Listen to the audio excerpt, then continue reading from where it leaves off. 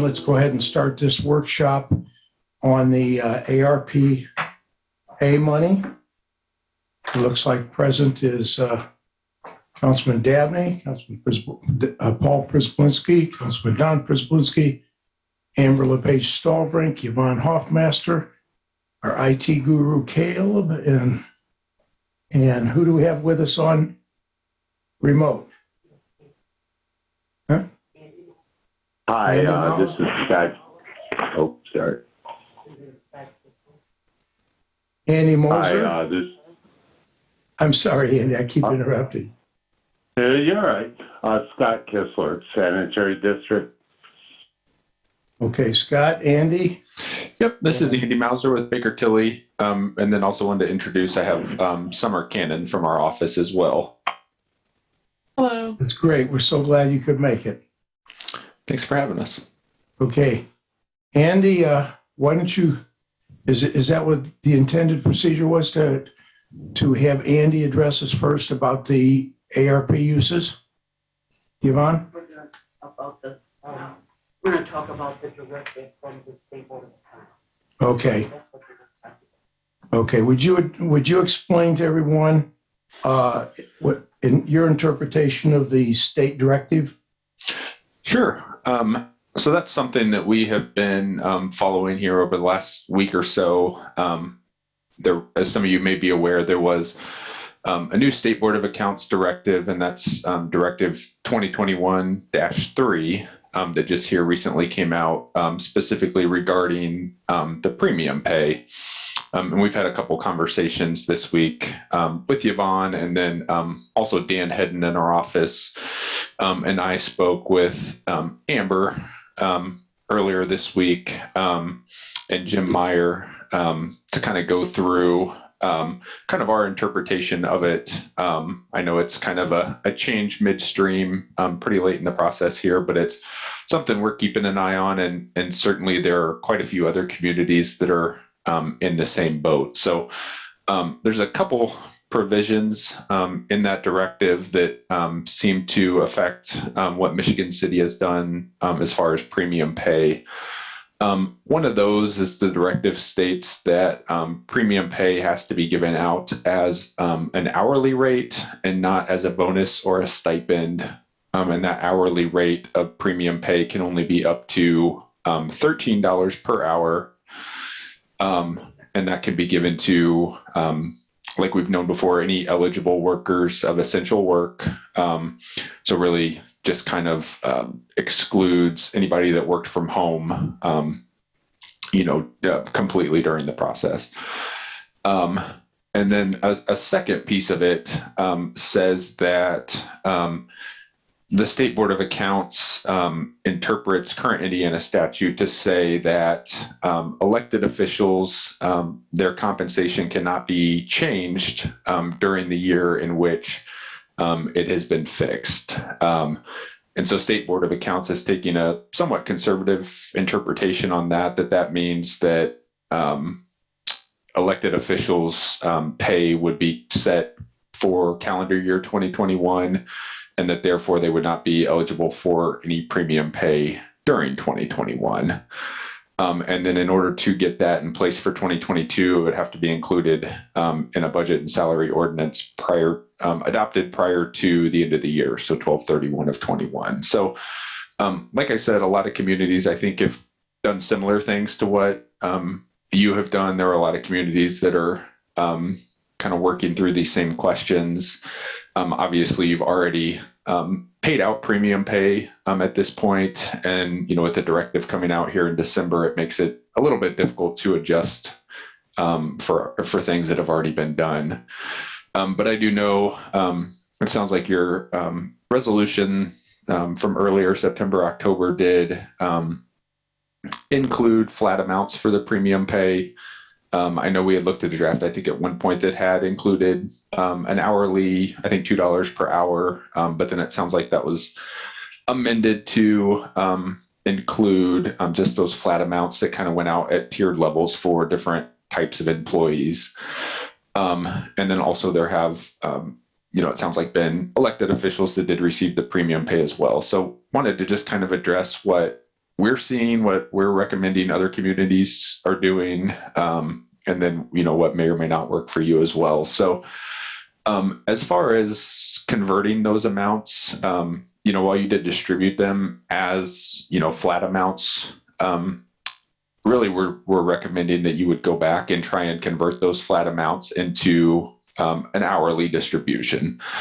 So I know Yvonne, in conversations with her, that's something she's working on. And I apologize. I know, Yvonne, you had sent something here within the last few hours, and was traveling a bit today, so I haven't had a chance to dig through the file too much. But I know we talked, I think last week, and really what you're attempting to do is kind of take what each of those employees was paid out, and then convert it to an hourly rate, looking at total numbers of hours worked in the year, backing out any hours that were worked from home, and then backing out any hours that were covered from CARES money instead. So, I think that's really probably all you can do at this point, and it is really the process you need to be following. Like you said, even though those were distributed as fixed amounts, there's nothing that prevents you from converting it to an hourly calculation. So I think that hopefully is a fairly easy fix. And really for documentation purposes, just going back, kind of pulling those hourly records, making sure that all those employees had enough, public facing hours, not work from home hours, and especially making sure that no one, when you convert those fixed amounts to hourly amounts, that they don't exceed $13 per hour. So making sure everyone has enough, like I said, kind of public facing hours to keep that rate under $13 per hour.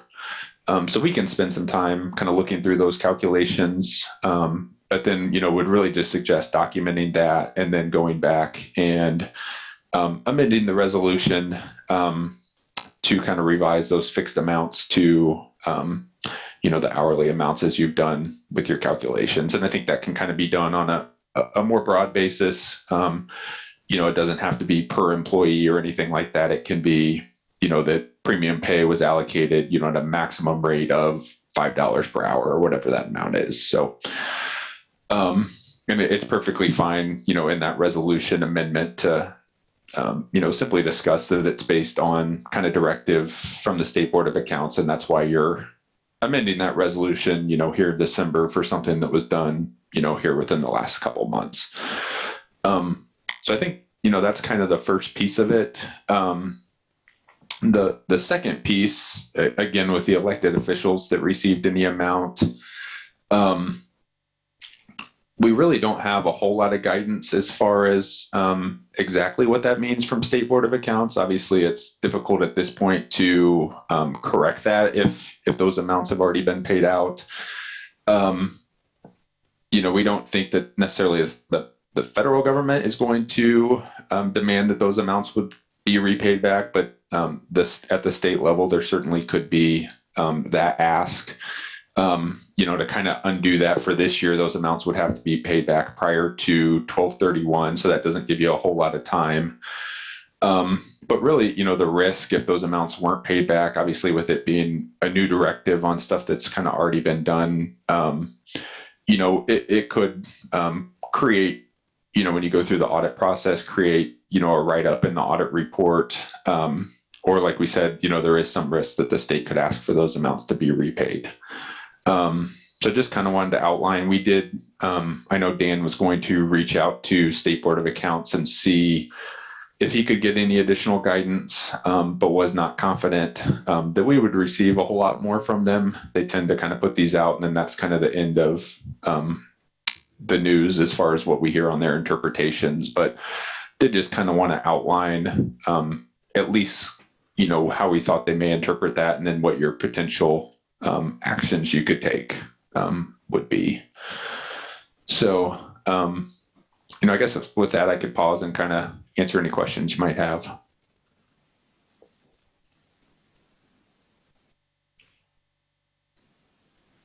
Well, I guess I'll pose a question to Yvonne. The 2,500 that I got.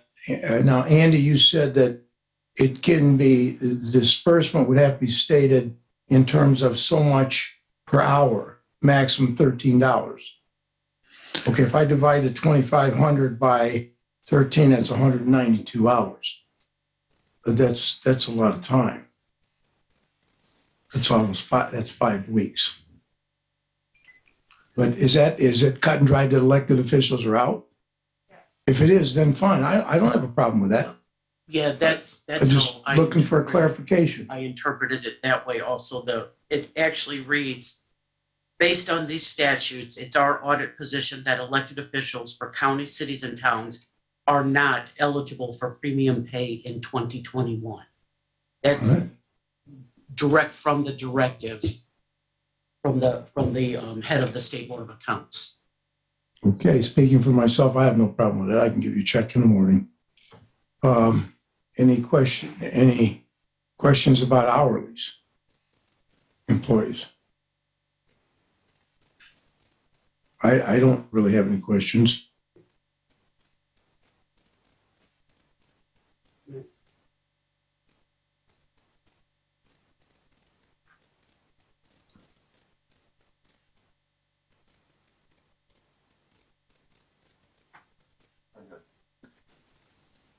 What Andy's saying is that this got to be all done by the end of the year. All the different modifications. Correct. And we gotta pass this by the end of the year. But Mm-hmm.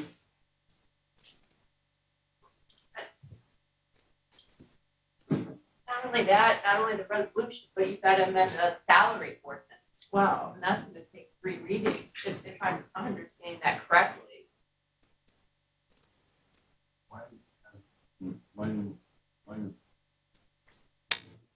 why do we have to amend the salary ordinance? Because the State Board of Accounts directive says that it has to be reflected in the salary ordinance, the premium pay that employees are getting. Oh, is that correct? So they're getting paid this year, but we gotta amend it for next year, or No. we have to amend? 2021. Oh, my Right, we goodness. have to amend the current. Start paper trail all back Okay. for the audit. I gotcha. Okay. And we do agree that was kind of Dan's interpretation, is that it would be cleanest to go ahead and go back and amend the resolution for the premium pay distributions, and then also the salary ordinance as well, just to kind of keep everything clean. Okay. So that means we gotta have a public hearing for that too. No, No? no public. Okay. Okay, thank you.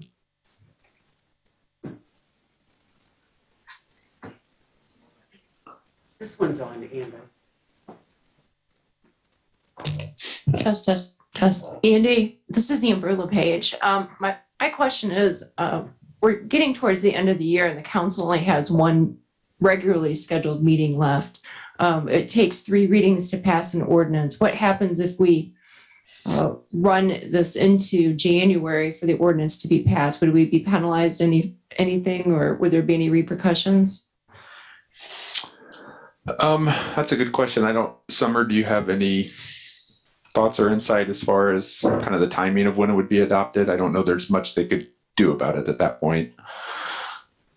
Yeah, I mean, I think due to the late date of the directive, you can only do the best that you can do, right? So normally in those types of instances, from my experience, the State Board of Accounts wouldn't necessarily make a written comment at all. At the very most, they might have a verbal, discussion item that it didn't get passed in the current year. But I would think as long as you have it all, taken care of by the time they come in and do their next audit. So definitely, if it moves into January of 2022, I think from the State Board of Accounts perspective, it wouldn't be a major issue. Thank you.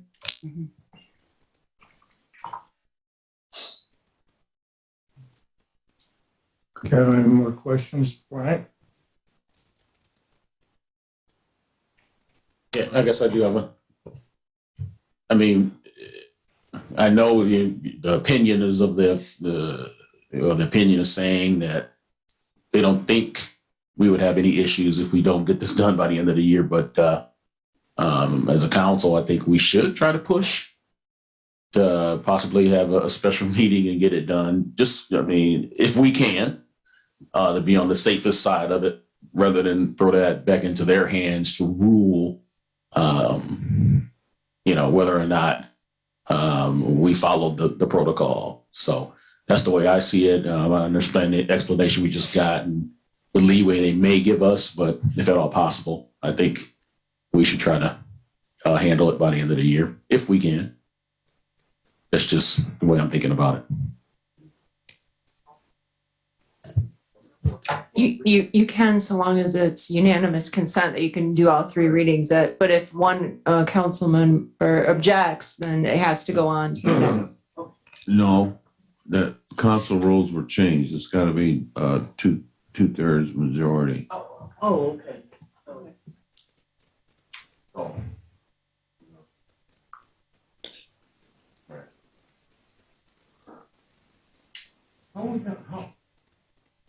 I got a question for Yvonne or Andy. Is that, so if we adopt that resolution, so now, as long as that money is documented that it was paid back, because it's not only going to be elected officials, it's going to be like the whole list. No? No. Okay. Well, tell me. No, I've already converted. I already have the spreadsheet with everybody's hours. And I have it all divided out, what the hourly rate.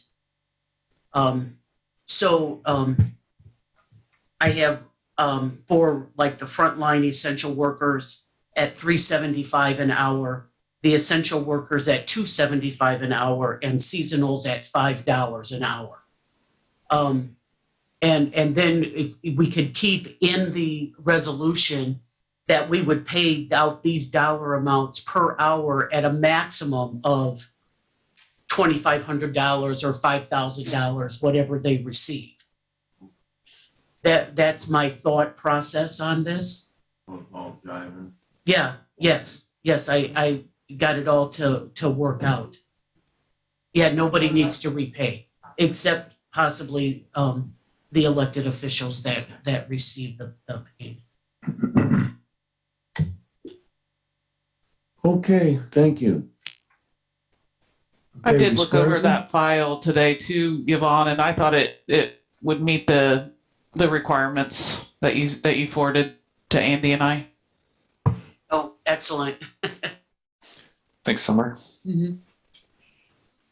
Okay, then we're square on it. No additional questions or comments? All right, good enough. Well, Andrew, Summer, Scott, thank you for joining us. Scott, did you have any questions? No, we just have a meeting tomorrow, and I've included some language in our resolution for 2021 on the salary resolution based on conversations with Yvonne. It's not perfect, but it's something. So, and I agree with Yvonne. I ran calculations for the district today, and I was coming up with like $2 per hour up to $2,500, and we were fine. So I agree with Yvonne, and I think that's the way to go. So that's all. Thanks. All right, well, sounds like we have a path forward to resolve this then. And certainly don't hesitate to reach out if there's any additional questions. I know this is something coming out pretty late in the game. So like I said, there's quite a few communities kind of trying to adjust on the fly. So I think you're doing everything you can, but don't hesitate to reach out if you have any questions or anything here in the last couple weeks of the year. Okay, we got one more question, I think. Councilman? It's for Yvonne. Oh, Yvonne, okay. was water department included in that payout? Yes, Okay, so they're square, they're aware of it, right? right, they're Okay. sending me their hours. Okay. Amber? Oh, okay. All right, well then that, I guess that takes care of it. Again, Andrew, Summer, Scott, thank you for being here with us. Oh, Angie just joined us. You want to recap?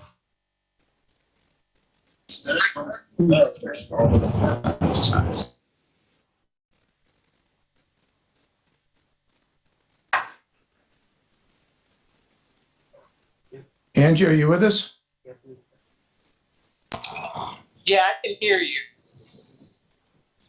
Okay, do you have any questions about how we're going to resolve the disbursements? Well, I'm not. No, I didn't hear any of the conversation, so I don't know what's happening actually. So I saw the emails, and that's about it. And so I guess I'll just follow up if you guys have already covered that.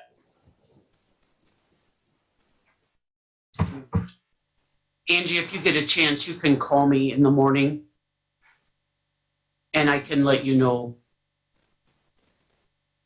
All right, no problem. I'll do that. All right, good enough. Well, thank you, everybody. Meeting adjourned then. Thank you. Have a good evening.